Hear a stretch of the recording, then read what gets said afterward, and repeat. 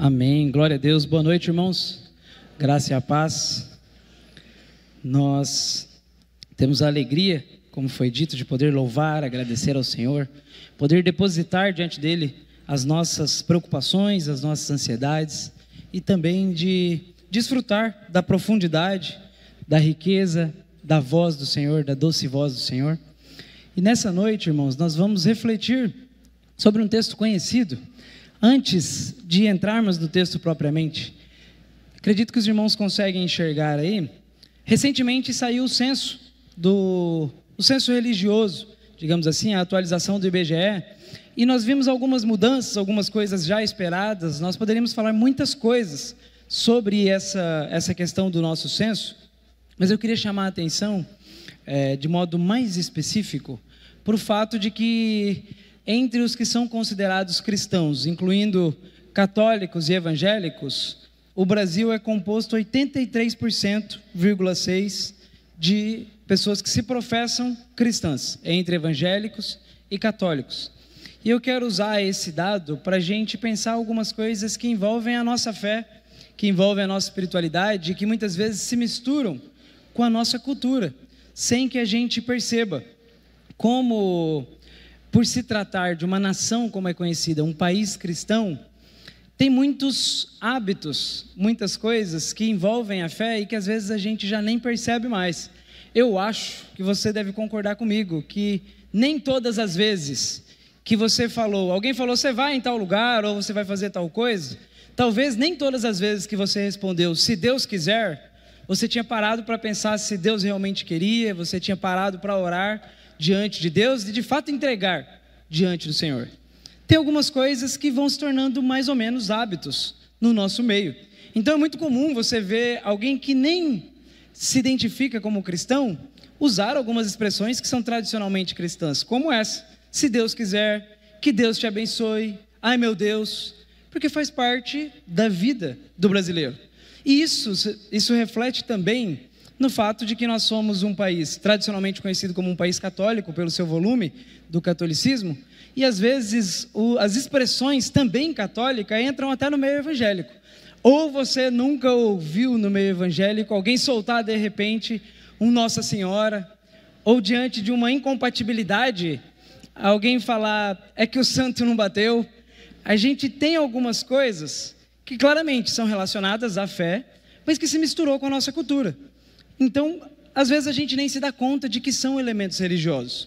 Isso acontece também, irmãos, com passagens bíblicas, com textos bíblicos. Algumas das passagens bíblicas, alguns episódios bíblicos, se tornaram, na visão de muita gente, ditados populares. Então parece que o seu significado pode acabar sendo esvaziado com o tempo. Não sei se você já se deu conta que quando alguém fala, a boca fala, o que está cheio o coração, que a pessoa está citando Lucas 6,45, porque foi Jesus quem disse isso, mas às vezes a gente pensa que é um ditado popular, e isso acontece com o que semeia vento, colhe tempestade, está lá em Oséias. Bode expiatório, um conceito que a gente vai ver lá em Levítico, e que apontava para a vinda do Messias, que seria aquele que de fato expiaria o nosso pecado. Então a gente vê muita coisa se misturando, e às vezes isso pode acontecer também com o Salmo 23. No Brasil, a gente não tem muita pesquisa no campo evangélico, mas lá nos Estados Unidos, o Barna Group, que faz algumas das pesquisas, chegou à conclusão de que os 3 textos mais conhecidos em solo americano, os 3 textos bíblicos, o primeiro é João 3,16, o segundo é o Salmo 23, e o terceiro é o começo do Pai Nosso. Esses são os 3 textos mais conhecidos. Eu acredito que no Brasil é muito difícil a gente encontrar alguém que nunca ouviu o Senhor é meu pastor e nada me faltará, na versão que ficou mais conhecida. E, irmãos, ao convidá-los mais uma vez a refletir sobre Salmo 23, nós não vamos inventar a roda, nós só vamos relembrar o significado que às vezes o hábito pode esvaziar um pouquinho. Às vezes, por já conhecermos esse texto, a gente não se pergunta se a gente tem vivido como ovelhas do nosso pastor. Se no nosso dia a dia a gente experimenta a realidade de que Deus é o nosso pastor. Então eu gostaria de convidá-los a se colocarem em pé para que nós façamos a leitura de Salmos 23. Nós leremos do 1 ao 6. Convite para se colocar em pé em reverência à palavra do Senhor. Vamos ler a palavra do Senhor em Salmos 23, verso 1. Diz assim: O Senhor é o meu pastor, de nada terei falta. Em verdes pastagens me faz repousar e me conduz a águas tranquilas. Restaura-me o vigor, guia-me nas veredas da justiça, por amor do seu nome. Mesmo quando eu andar por um vale de trevas e morte, não temerei perigo algum, pois tu estás comigo. A tua vara e o teu cajado me protegem. Preparas um banquete para mim à vista dos meus inimigos. Tu me honras, ungindo a minha cabeça com óleo e fazendo transbordar o meu cálice. Sei que a bondade e a fidelidade me acompanharão todos os dias da minha vida, e voltarei à casa do Senhor enquanto eu viver. Os irmãos podem se assentar? Vamos orar mais uma vez? Pai, graças te damos, ó Deus, por tudo que o Senhor tem nos proporcionado. Graças te damos, ó Pai, pela graça, pela oportunidade de juntos poder meditar na tua palavra, poder adorar o teu santo nome. E Pai, diante da tua palavra que foi lida, Deus, eu te peço que a tua palavra possa criar raízes profundas em nossos corações, que nós possamos ser moldados, Pai, pela tua voz, ó Deus. Pai, nos impulsione, ó Pai, por meio da tua palavra, a buscar, ó Pai, experimentar ainda mais de ti, ó Deus. Pai, eu te peço que o Senhor, ó Pai, possa iluminar os nossos corações e que a tua palavra, Pai, possa refletir, ó Pai, na forma como nós nos relacionamos com o Senhor, uns com os outros, e que nós possamos sair daqui, ó Pai, desejosos por experimentar e se parecer mais com Jesus Cristo. Em nome do teu Filho amado Jesus. Amém. Irmãos, então nós estamos diante de um salmo consideravelmente conhecido. Nós estamos diante de um salmo que geralmente já é associado claramente a Davi. Quem leu numa versão de Bíblia, alguma versão física, geralmente elas já têm a referência a Davi antes da leitura, antes do primeiro verso. Algumas das versões digitais que têm título também. Então é um salmo geralmente já associado a Davi. A gente vai partir desse pressuposto e tem muitas coisas que a gente vê e que se relaciona de modo claro com a vivência que Davi teve, inclusive quanto pastor. Quando a gente olha para um salmo, o salmo ele foi recebido prontamente pelo povo judeu e utilizado principalmente em dois contextos, voltado para o aspecto de louvor e voltado para o aspecto de oração. Então os salmos eles manifestavam a oração, o louvor, a adoração ao Senhor. A primeira canção que nós cantamos, por exemplo, hoje, tanto agora à noite como pela manhã, é o começo de um salmo. É muito comum nós cantarmos salmos. E aqui nós estamos diante de um dos salmos, que durante muito tempo fez parte do inário do povo judeu. Quando a gente olha para esse aspecto, a gente já entende que o salmo ele trata de algo profundo, do coração. Porque é externando para Deus o que tem sentido, é louvando e falando com o Senhor a respeito de como se vê na relação com o Senhor. E isso é importante a gente ter em mente, a gente vai voltar nesse aspecto. Versículo 1, verso 1, nós estamos diante de uma poesia, verso 1 diz assim: O Senhor é meu pastor, de nada terei falta. Vamos ler novamente do 1 ao 3, irmãos. Em verdes pastagens me faz repousar, e me conduz a águas tranquilas. Restaura-me o vigor, guia-me nas veredas da justiça, por amor do seu nome. No contexto de regiões desérticas, o pastor ele precisa, na verdade, ainda hoje existem regiões desertas e existe o pastoreio. O pastor precisa conduzir o rebanho até locais onde eles possam encontrar água. E isso envolve, às vezes, algumas caminhadas relativamente longas. Consequentemente, com desafios, com cuidados que se fazem necessário. A declaração de Davi, ao chamar o Senhor de pastor, aponta de modo muito claro para a confiança de que o Senhor é quem dá a ele proteção e provisão. A gente vai perceber que mais alguns elementos surgem, mas de modo muito evidente, provisão e proteção. E ao levar para águas tranquilas, justamente esse aspecto de provisão. Mas o cuidado enquanto se vai até a água tranquila, o aspecto de proteção. Mas quando ele chama o Senhor de meu pastor, meu pastor, fica muito claro uma proximidade, um relacionamento. Então o Salmo 23 fala de um relacionamento entre o pastor e o seu rebanho, e isso vai ficando cada vez mais claro. O meu pastor. Aqui fica evidente essa questão de proximidade. À medida que a gente olha para os avanços do texto, a gente vai perceber que ao mesmo tempo há proximidade e reverência. E é uma beleza do que só Deus é capaz de nos conduzir. Porque é meu pastor, mas ao mesmo tempo também é Senhor. E é uma dinâmica que a gente vai ver se repetir lá no Novo Testamento.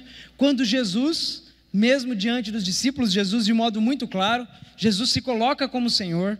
A própria palavra vai nos dizer lá em Romanos, em Atos também, sobre confessar a Cristo como nosso Senhor.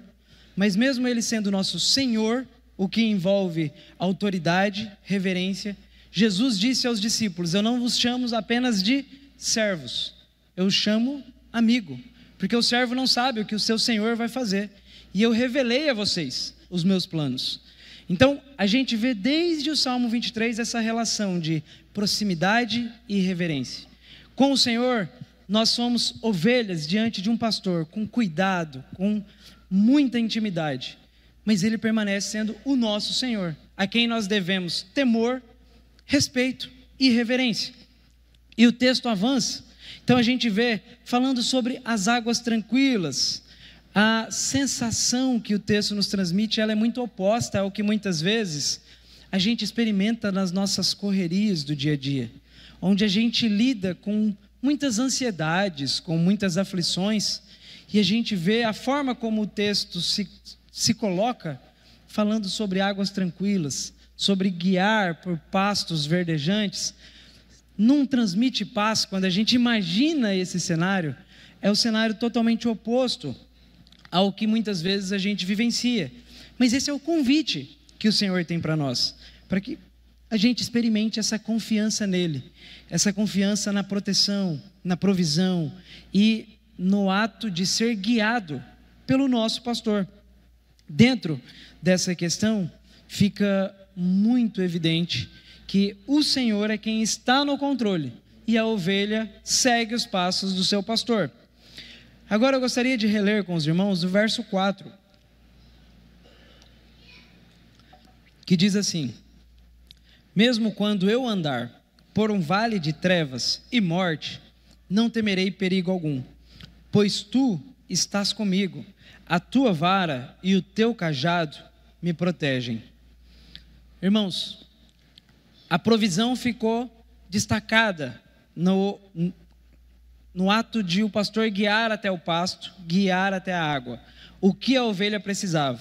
E agora fica destacado a proteção, no aspecto de que ainda que passe pelo vale da sombra da morte, não temerei perigo algum, pois tu estás comigo, a tua vara e o teu cajado me protegem.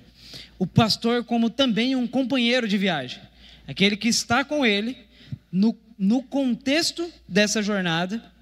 A gente vê a menção à vara e o cajado, que tem amplos significados quando a gente olha para o Antigo Testamento, quando a gente olha principalmente para os textos poéticos, salmos e provérbios. A gente vê que tem o sentido de são ferramentas usadas para guiar, usadas para proteger, usadas para resgatar, usadas para direcionar e usadas também para disciplinar no contexto da ovelha. E esses aspectos são significativos. Mas nesse ponto, nesse texto, de modo mais claro, ele menciona essas duas coisas e relaciona a consolo, relaciona a segurança, a tranquilidade que o Senhor proporciona por meio dos elementos que Ele carrega como pastor. E a partir daqui, irmãos, a gente começa a ver alguns paralelos ainda mais evidentes com o que o Senhor Jesus foi ensinando sobre o pastoreio. Não sei se vocês se lembram, mas quando Jesus estava na cruz, entre as poucas palavras que Jesus disse, ele mencionou um salmo. E o salmo que ele mencionou foi: Deus meu, por que me desamparastes? foi o Salmo 22, o salmo anterior ao que nós estamos lendo.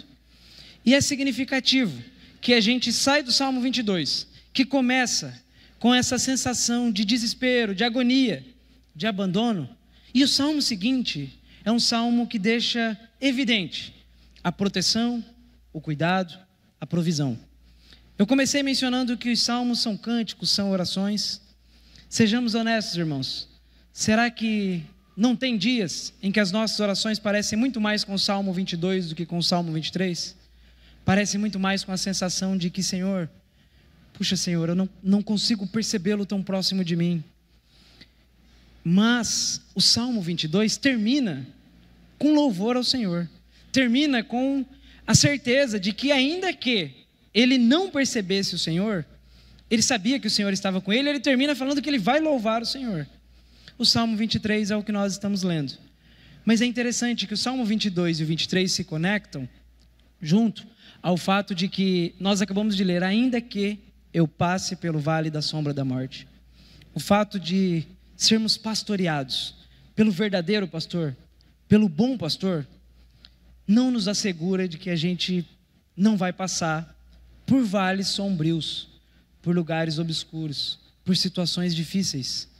Mas na verdade o que esse salmo nos assegura é que nós temos um protetor. Nós temos alguém que nos dá a provisão necessária.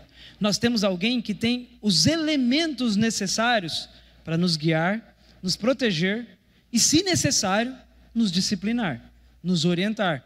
O Salmo 23, à medida que ele vai avançando, a gente percebe a conexão com outro texto que eu gostaria de convidá-los a abrir a Bíblia para ler. Vamos ler sentado como estão? Não coloquei ele no telão, então é importante que vocês abram a Bíblia, lá em João capítulo 10. João capítulo 10.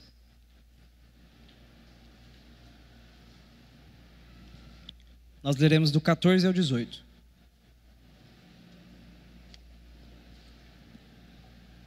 Os irmãos localizaram? A palavra do Senhor diz assim: eu sou o bom pastor, conheço as minhas ovelhas, e elas me conhecem. Assim como o Pai me conhece, eu conheço o Pai, e dou a minha vida pelas ovelhas. Tenho outras ovelhas que não são deste aprisco. É necessário que eu as conduza também. Elas ouvirão a minha voz, e haverá um só rebanho e um só pastor. Por isso é que meu Pai me ama, porque eu dou a minha vida para retomá-la. Ninguém a tira de mim, mas eu a dou por minha espontânea vontade. Tenho autoridade para dá-la e para retomá-la. Esta ordem recebi do meu Pai. Até aqui por enquanto, irmãos.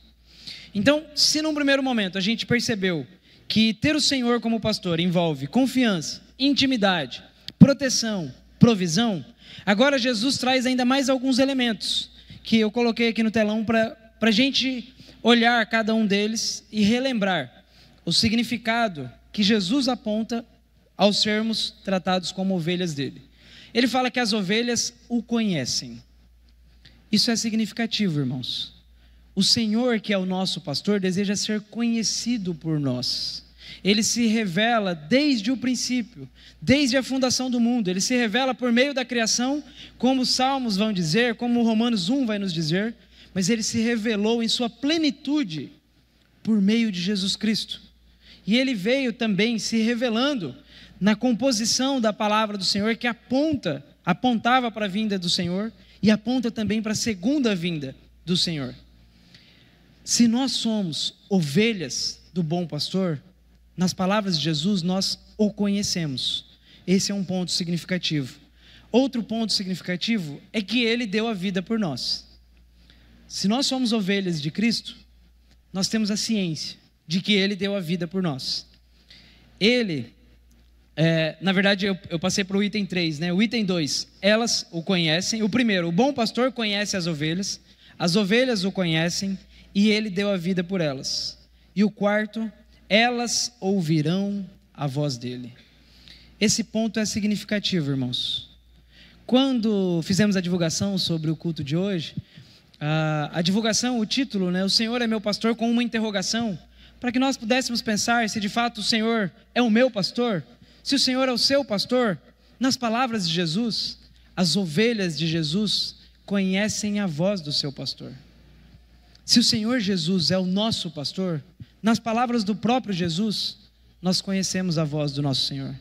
E conhecer a voz de Jesus não é sobre simplesmente ouvir a voz do pastor em meio a tantas outras vozes. O ato da ovelha ouvir a voz do pastor, na verdade, era significativo para que ela ouvisse e fosse guiada por ele. O ouvir a voz do Senhor, dentro do que a gente está vendo dessa ilustração de ovelha, consequentemente envolve ser guiado pela voz do Senhor. Logo, irmãos, a resposta, se nós somos ou não ovelhas do bom pastor, diz respeito ao fato se nós ouvimos e seguimos a voz do nosso pastor. Esse ponto é significativo. A ovelha, na classe de novos membros, sempre que a gente fala sobre o significado de igreja, a gente fala sobre o que é a ovelha e os aspectos da ovelha. A ovelha, irmãos, ela é um animal extremamente carente, extremamente dependente de cuidados. A ovelha, ela não tem presa para se defender. A ovelha não tem velocidade, ela não tem força, ela não tem garra. A ovelha não tem nada que possa garantir a ela a proteção autônoma. Ela precisa que alguém a proteja. E não é por acaso que o Antigo Testamento vai nos colocar como ovelhas, não é por acaso que Jesus vai nos tratar como um rebanho. Porque, irmãos, nós somos incapazes de nos proteger. Nós somos incapazes de fazer tudo o que nós achamos que devemos fazer. Nós precisamos do nosso pastor, do bom pastor, nos guiando. E nós precisamos conhecer a voz dele, ouvir a voz dele e ir em direção à voz dele. Talvez você possa se perguntar: puxa, mas eu nunca ouvi a voz de Deus. De que forma eu ouço a voz de Deus? A gente ouve a voz de Deus por meio da palavra do Senhor. A palavra de Deus, ela é viva e eficaz. A gente ouve a voz de Deus também pelo direcionamento do Espírito Santo, que habita naquele que entregou a sua vida ao Senhor Jesus. Nós ouvimos a voz de Deus também, muitas vezes, por meio do irmão que tem o Espírito Santo e que pode nos dar palavras de direcionamento. Nós precisamos treinar os nossos ouvidos para ouvir a voz do Senhor de acordo com a Escritura. E a ovelha ouve a voz do seu pastor. Agora, irmãos, a gente volta para o Salmo e a gente vai ler os 2 últimos versos lá do Salmo 23. Os 2 últimos versos. Diz assim a palavra do Senhor: preparas um banquete para mim à vista dos meus inimigos. Tu me honras, ungindo a minha cabeça como óleo, fazendo-a transbordar o meu cálice. Sei que a bondade e a fidelidade me acompanharão todos os dias da minha vida, e voltarei à casa do Senhor enquanto eu viver. Irmãos, agora o salmo que começou com a dinâmica da ovelha e do pastor, agora ele muda um pouquinho e passa a tratar de uma relação entre, como se fosse o hóspede e o anfitrião. Prepara-me a sua casa, tem toda essa questão do cuidado, de receber. Talvez para alguns irmãos chame a atenção o aspecto de celebrar aqui diante dos inimigos. Quando a gente olha para o contexto do Antigo Testamento, havia muito dessa questão de celebrações diante dos inimigos. No Novo Testamento a gente vai ver Jesus falando sobre uma outra relação com os inimigos, trazendo ainda mais significado a essa questão, falando sobre orar por aqueles que nos perseguem, sobre amar aqueles que nos perseguem. Mas aqui, dentro do contexto, faz total sentido essa necessidade que é exposta em oração, onde ele diz: preparas um banquete para mim, à vista dos meus inimigos. O que transmite a sensação de alguém que lida com dificuldades, com perseguições, mas que vê nessa figura do bom pastor, do anfitrião, um local seguro, um local de cuidado, um local de banquete, um local de desfrute, irmãos. Deus nos dá, em sua infinita graça, proteção, Deus nos dá a provisão e Deus nos permite desfrutar da presença e do relacionamento dele. Essa questão de banquete é uma constante na Bíblia. A gente vê banquete aqui em Salmos 23, a gente vê o banquete, a ceia, em Jesus e os seus discípulos em alguns momentos. E a gente vê, quando se fala do retorno do Senhor Jesus Cristo, falando sobre a boda do Cordeiro e novamente o banquete. O banquete no ambiente judaico sempre esteve relacionado à intimidade. Então a gente vê o tempo todo esse aspecto. E aí ele diz: tu me honras ungindo-me a minha cabeça com o óleo, fazendo transbordar o meu cálice. Sei que a bondade e a fidelidade me acompanharão todos os dias da minha vida, e voltarei à casa do Senhor enquanto eu viver. O cuidado que o anfitrião oferece, a segurança que o anfitrião oferece, dá a ele, inclusive, a segurança sobre o futuro. Nós vimos de modo muito claro, no versículo 6, dizendo: sei que a bondade e a fidelidade me acompanharão todos os dias. Irmãos, não é uma expectativa. Eu acho que a tua bondade vai me acompanhar. Eu desejo que a tua bondade me acompanhe. O salmista transmite de modo muito claro a segurança de que diante de tudo que ele sabe e conhece a respeito do Senhor, ele sabe que a bondade e a fidelidade do Senhor o acompanhará todos os dias da vida. E aí ele faz um compromisso na sequência. Ao constatar tudo isso, qual é o compromisso que ele faz? Ele diz: e voltarei à casa do Senhor enquanto eu viver.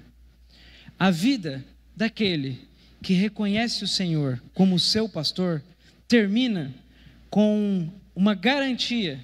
Praticamente a gente vê aqui uma promessa por parte dele. Quando ele diz todos os dias, a gente vê aqui em contrapartida ele dizendo: eu não consigo imaginar, perceber uma outra forma de viver que não seja diante do Senhor todos os dias da minha vida. E a gente vai ver isso sendo expressado na vida de Davi em diversos momentos. Lembram do clássico salmo sobre o anseio que ele tinha de estar na casa do Senhor? E isso é uma constante, isso é repetido. E irmãos, diante do nosso pastor, o anseio que ele gera em nós é de estarmos constantemente com ele e diante dele. Dentro da dinâmica da nova aliança, da vinda de Jesus, o estar na presença do Senhor não envolve, de modo específico, estar em um templo, como nós estamos hoje. Isso também é uma oportunidade, mas o estar todos os dias na presença do Senhor, nós podemos desfrutar disso em nossos lares, nós podemos desfrutar disso em cada um dos momentos da nossa vida. E que, ao reconhecer o Senhor como o nosso pastor, a gente possa dizer o que o salmista disse: voltarei à casa do Senhor enquanto eu viver. Que a gente possa dizer: Senhor, enquanto eu viver, eu estarei diante da tua presença, eu buscarei mais da tua revelação, mais de quem tu és. Eu quero estar na mesa que o Senhor me oferece e me convida a ficar. Eu mencionei, irmãos, que tanto o Salmo 22 como o 23 terminam com louvor. A beleza dos salmos, existem muitas belezas, mas uma das belezas dos salmos é que a gente vê que diante de Deus a gente pode rasgar o nosso coração. Diante de Deus a gente pode falar sobre as nossas inquietações, mas a gente vê que diante da revelação de Deus, a gente termina sempre louvando e reconhecendo quem Ele é, o quão grande Ele é, o quão bom Ele é. E a gente sai da presença do Senhor, ainda que passando por dificuldades, por aflição, a gente sai da presença do Senhor sendo lembrados que a bondade e a fidelidade do Senhor permanece para sempre. Eu mencionei no início sobre os textos mais conhecidos, e os dois textos mais conhecidos no contexto dos Estados Unidos, João 3,16 e Salmo 23, os dois textos se conectam de modo muito claro, irmãos, porque nós vimos que o Salmo 23 fala sobre a nossa vida diante do nosso pastor. João capítulo 10 nos diz que o bom pastor dá a vida pela sua ovelha. João 3,16 nos diz que Deus nos amou tanto que Ele deu o seu único filho. Fala sobre a entrega desse pastor, João 3,16. E irmãos, a gente vê que a Bíblia toda, ela nos conduz a um olhar envolvendo uma entrega ao nosso Senhor que antes se entregou por nós. O pastor que se entrega pelas suas ovelhas, no nosso caso, essa entrega já foi feita, cabendo a nós desfrutar dos efeitos dessa entrega. Irmãos, a gente precisa se perguntar se na nossa vida Deus tem sido o nosso pastor. A gente precisa se perguntar se nós temos ouvido a voz do nosso pastor. E a gente precisa se perguntar se a gente tem ido na direção que o nosso pastor tem nos guiado, tem nos conduzido. E dependendo da forma como nós respondemos a essas perguntas, a gente consegue desfrutar ainda mais do banquete, da certeza que a bondade e a fidelidade do Senhor nos perseguirão até o fim dos nossos dias. E, consequentemente, nós ansiaremos estar diante do nosso pastor até o fim dos nossos dias, como nós vimos o salmista dizendo. Vamos orar, irmãos? Pai, diante da Tua palavra, diante de tudo que o Senhor nos disse e tem a nos dizer, te peço que o Senhor nos ajude, Pai, nessa avaliação, que a gente possa viver como verdadeiras ovelhas do Senhor, ó Pai. Senhor, nos ajude a desfrutarmos dessa graça que é, Pai, ter o Senhor como nosso pastor, como bom pastor, ó Deus. Pai, eu te peço que o Teu Espírito Santo traga cada vez mais discernimento, para que a gente possa caminhar, ó Pai, confiantes na Tua provisão, na Tua proteção, caminhar rumo à intimidade com o Senhor. Pai, que a gente possa ouvir a Tua voz e obedecer, ó Pai. Senhor, que a gente possa desfrutar da certeza e da graça de que nós estamos em Seu aprisco, ó Pai.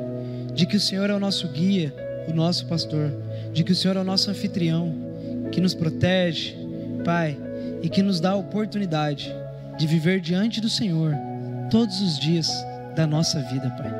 Senhor, nós louvamos a Ti por tudo isso, ó Pai, em nome de Jesus, amém. Ainda com a cabeça baixa, irmãos, gostaria de encorajá-los a manter a cabeça baixa, em oração e individualmente. Eu quero encorajá-los a fazer uma reflexão a respeito da forma como você, enquanto ovelha, tem se relacionado com o bom pastor. Queria encorajá-los a fazer um compromisso de cada dia experimentar ainda mais dessa segurança, dessa vida guiada pelo bom pastor, buscando conhecer mais da voz e da vontade dele.